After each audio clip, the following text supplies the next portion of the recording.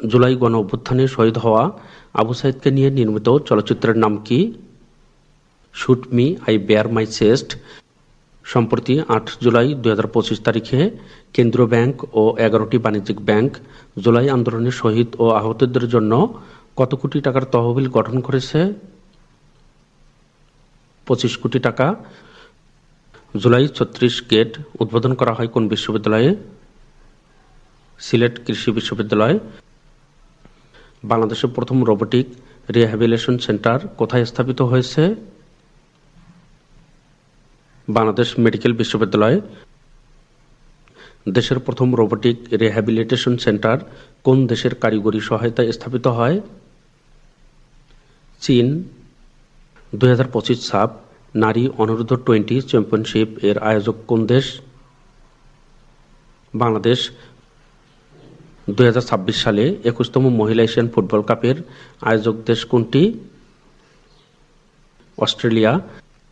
বিশ্ব বাণিজ্য সংস্থা এর তথ্য অনুযায়ী বর্তমানে বিশ্বের শীর্ষ তৈরি পোশাক রপ্তানিকারক দেশ কোনটি? চীন। বিশ্ব বাণিজ্য সংস্থার প্রতিবেদন অনুযায়ী বর্তমানে পোশাক রপ্তানিতে বাংলাদেশের অবস্থান কততম? দ্বিতীয়। তৈরি পোশাক রপ্তানিতে বাংলাদেশের অবস্থান দ্বিতীয়। তৃতীয় অবস্থানে রয়েছে ভিয়েতনাম। চলতি ২০২৫-২৬ অর্থবছরের বাজেটে জিডিপি প্রবৃদ্ধির লক্ষ্যমাত্রা কত?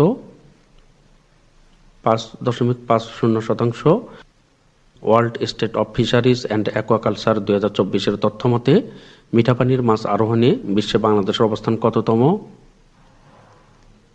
দ্বিতীয়। অভিবাসী বিনিয়োগকারীদের জন্য গোল্ডেন ভিসা প্রকল্পের মাধ্যমে নাগরিকত্ব প্রদান করে কোন দেশ? সংযুক্ত আরব আমিরাত। ইস্তিতা কোন দেশের পরামর্শভিত্তিক একটি ডিজিটাল প্ল্যাটফর্ম? সৌদি আরব। ২০২৬ সাল থেকে নির্দিষ্ট কিছু অঞ্চলে বিদেশি নাগরিক ও কোম্পানিগুলো সম্পত্তি কেনার সুযোগ সৌদি আরবে পাবেন। এখানে তথ্যগুলো দেওয়া রয়েছে, আপনারা ভিডিও থামিয়ে এগুলো দেখতে পারবেন। গত এক দশকে মাদক সংক্রান্ত অপরাধের জন্য ৬০০ জনকে মৃত্যুদণ্ড দিয়েছে কোন দেশ? সৌদি আরব। জাতিসংঘ জনসংখ্যা তহবিল এর প্রতিবেদন অনুযায়ী ২০২৫ সালে বিশ্বের জনসংখ্যা কত বিলিয়ন হয়েছে?